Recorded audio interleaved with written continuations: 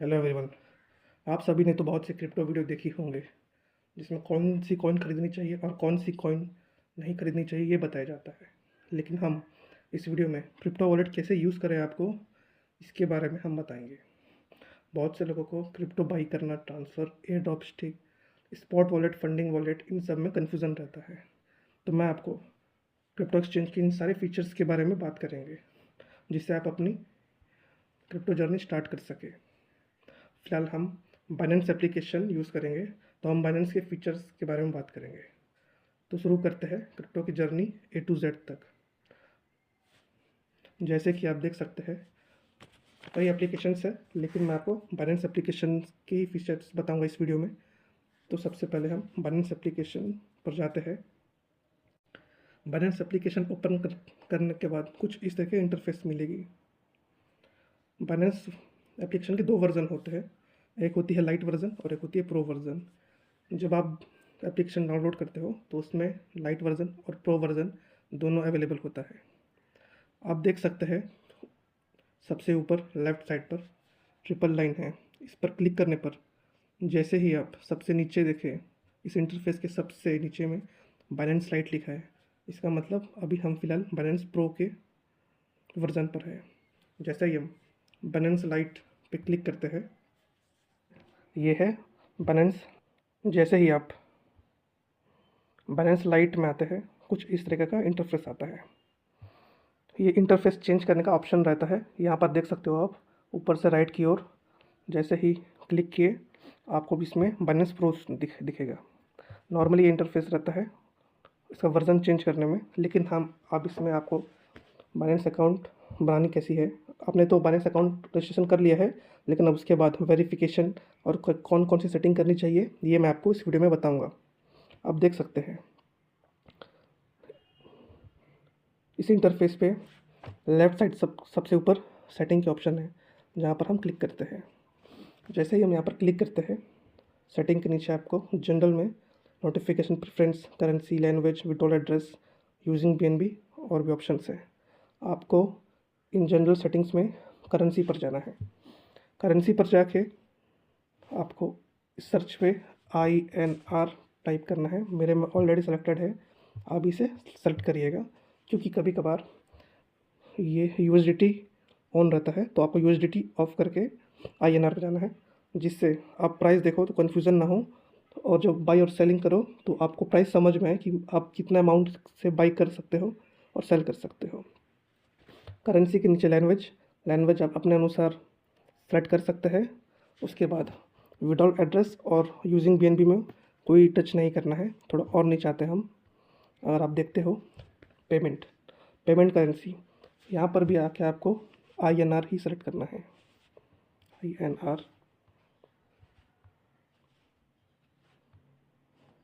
Select करते ही ये select हो चुकी है पेमेंट करेंसी में।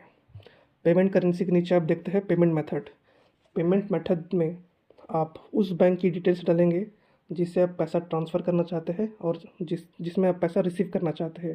प्रॉफिट के बाद आप सेल करते हो तो आपकी इसी जो उसमें ऐड करोगे बैंक डिटेल्स UPI, उसमें पैसा आएंगे। जैसे कि हम आते हैं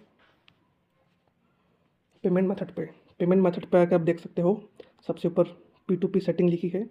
P2P सेटिंग के नीचे P2P पेमेंट मेथड लिखा है। इस पर आप क्लिक कीजिएगा। इस पर क्लिक करने पर आप देख सकते हैं यहाँ पर मैंने अपने बैंक डिटेल्स फिल किए हैं, तो मैं आपको ये दिखाना चाह रहा हूँ। जैसे ही आप पेमेंट मेथड में आओगे, कुछ ऐसे इंटरफेस आएंगे, और इसमें आपको अपनी बैंक डिटेल्स एंट्री करनी होती है, जिससे आप पेमेंट कर सकते हो और पेमेंट रिसीव भी कर सकते हो। तो इसमें आप अपनी UPI भी रिसीव ऐड कर सकते हो, अपने बैंक डिटेल्स भी ऐड कर सकते हो। आप देख सकते हो UPI के कॉलम में आपको नीचे की तरफ एडिट का ऑप्शन मिला है। जैसे ही आप एडिट के ऑप्शन में आओगे, यहाँ पर आप अपना UPI ID और QR पेमेंट डाल सकते हो। और अगर आपको लगता है किसी बैंक से आपको ट्रांजैक्शन नहीं करना चाहिए, या फिर गलत एड्रेस डाल दिया हो, या फिर आपको अपनी एक new account, salary account add करनी है, तो उसे भी आप इसे एडिट कर सकते हैं। यहाँ पर यूपीआई पे अपनी न्यू यूपीआई भी डाल सकते हैं, न्यू क्यूआर भी डाल सकते हैं और सेव में जा सकते हैं। सेव करते ही ये सेव हो जाएगा। कुछ इस तरीके के वेरिफिकेशंस आएंगे और ये सक्सेसफुली हो गया।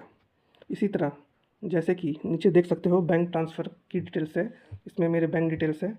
आप इसमें अपने saving account, current account, salary account, जो भी अकाउंट आप यूज़ करते हो उसे पुट कर सकते हो। और ध्यान रखिएगा कि यूपीआई उसी बैंक की होनी चाहिए जिसकी बैंक डिटेल्स आपने नीचे डाली है। अगर सेम अकाउंट होगा तो ज़्यादा ईजी होगा। डिफरेंट करोगे तो आप ही को परेशानी होगी।